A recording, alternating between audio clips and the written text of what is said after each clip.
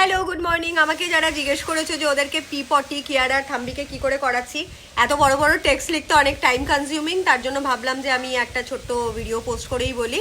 তো ওদেরকে যেটা আমি করি, রাতের বেলা ওই যে ক্যাকা ক্যাকা করছে, রাতের বেলা ওদেরকে আমি হাগিস পরিয়ে রেখে দিই, যাতে নাকি রাতে হিসু করে ওদের মানে বিছানাটা না ভিজে যায়। কারণ আমি ক্রেটে রাখি, ক্রেটের ওপর আবার সুন্দর করে বিছানা টাওয়েল ফাওয়েল দিয়ে যাতে আরাম পায়, তো সেটা করে করি। তো সেটা ভিজে গেলে পরে ওদেরও কষ্ট হয়, ছোটো মানে মানে আমাদের মানুষের বাচ্চাদের যেরকম হয় সেরকম।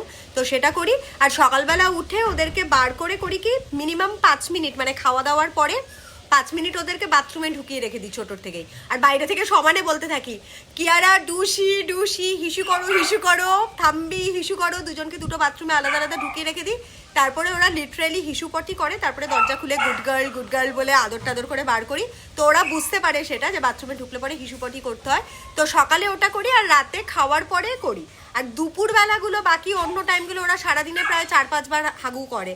তো সেগুলো অত টাইম মানে সারাক্ষণ তাহলে ওদেরকে তাক লাগিয়ে দেখে বসে থাকতে হয়, সেটা পসিবল হয় না, যেহেতু অন্য কাজও আছে ঘরে। তো মোটামুটি দিনে 2 বার করে ওই প্র্যাকটিসটা করাই। আর বাকি টাইমগুলো একটু হাগিস পরিয়েই রাখি, যাতে নাকি অন্তত ওদেরও একটুখানি মানে স্বস্তির হয়, আর আমাদেরও একটু কাজ কম থাকে। তা আস্তে আস্তে আবার 4-5 মাস হয়ে গেলে পরে আবার একটু চেষ্টা করব দিনে 2-3 বার করে বাথরুমে ঢোকাবার। So that was it.